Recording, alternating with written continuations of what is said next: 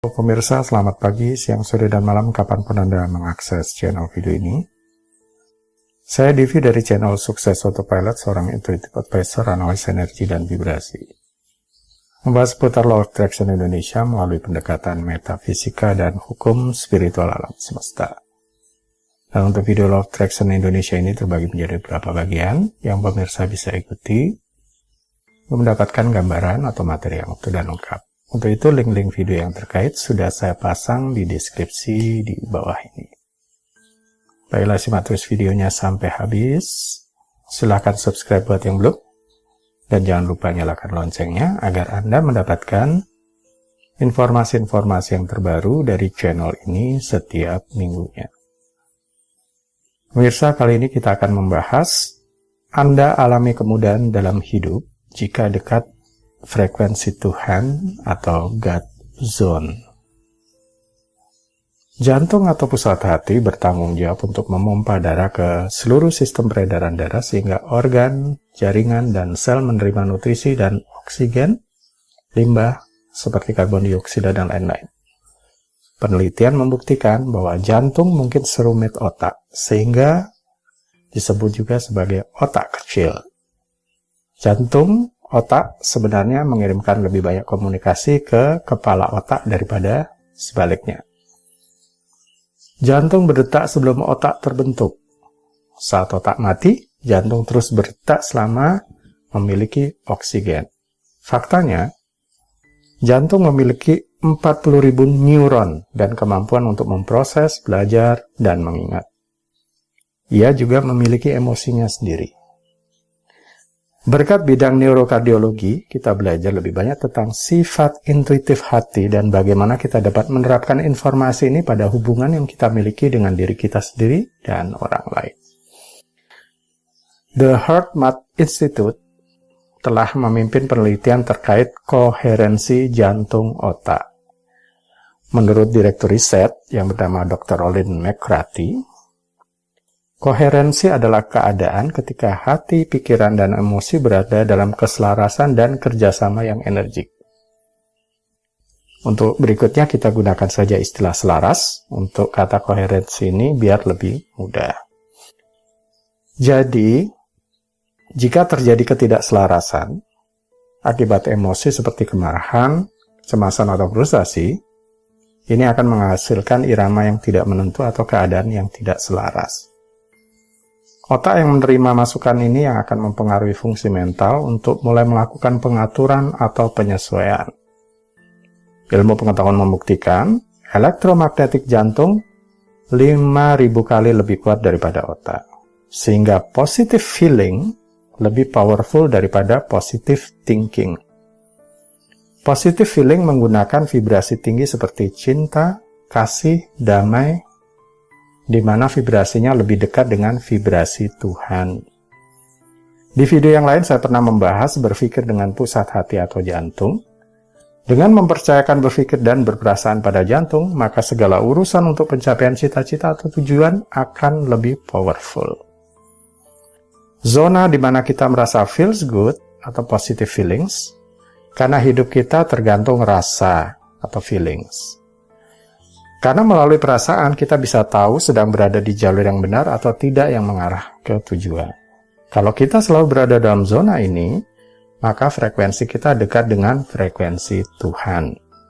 Tidak heran Anda akan mengalami banyak kemudahan dalam hidup jika membiasakan untuk berada di zona ini setiap hari. Emosi positif seperti kasih sayang, cinta menghasilkan pola yang harmonis dalam irama jantung yang mengarah pada keselarasan dan pengaturan emosi yang lebih besar. Ketika interaksi yang harmonis terjadi di antara sistem tubuh, ini disebut sebagai keselarasan fisiologis. Saat keselarasan ini meningkat, begitu pula untuk aktivitas gelombang otak yang mendukung pelepasan stres dan kreativitas. Emosi positif akan menghasilkan irama yang harmonis di jantung yang meningkatkan rasa sejahtera dan emosi yang baik.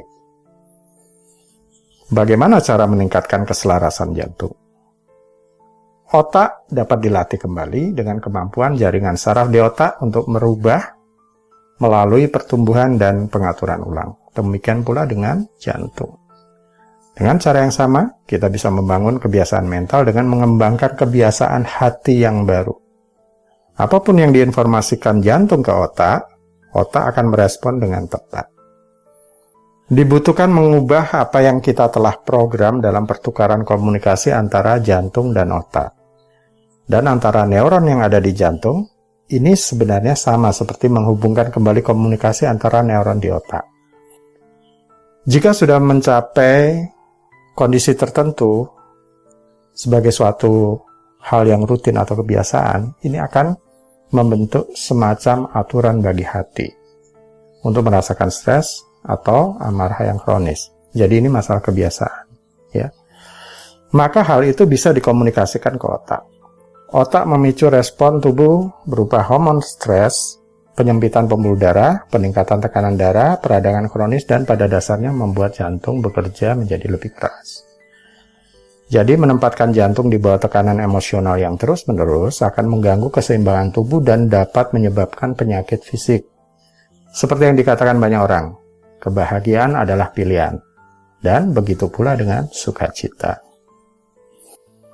Seperti halnya kita melatih otak melalui pembelajaran, bagaimana jika kita melatih hati kita menggunakan emosi positif, sehingga otak lebih konsisten melepaskan zat kimia yang mendukung penyembuhan dan rasa sejahtera. Dengan meningkatkan kesadaran tentang apa yang kita perlu beri energi atau fokus positif, emosi yang positif ini kita dapat secara sadar tentang apa yang kita bisa atau boleh izinkan untuk menyebar ke seluruh tubuh. Bergetar terus-menerus seperti garpu tala yang hidup, memancar ke alam semesta dan orang lain sekitar kita. Baiklah, berikut langkah-langkah untuk menghasilkan emosi positif untuk mencapai keselarasan jantung dan otak. Langkah 1, tutup kedua mata Anda, sekarang bawa perhatian terfokus kepada hati, maksudnya jantung ya. Anda meletakkan tangan Anda di atasnya, boleh di tengah dada agar terjadi koneksi secara fisik. Tumpangkan kedua tangan di tengah dada. Langkah 2, gunakan pernafasan sebentar untuk membuat diri Anda santai. Anda bisa mencoba tarik nafas melalui hidung dan hembuskan perlahan melalui mulut dengan mengeluarkan suara. Contohnya seperti ini. Tarik nafas melalui hidung, kemudian hembuskan. Ulangi ini 5 kali. Dan ini akan bisa menurunkan detak jantung Anda. Langkah 3, kemudian ingatlah sesuatu yang membuat Anda merasakan cinta, kegembiraan, atau rasa syukur.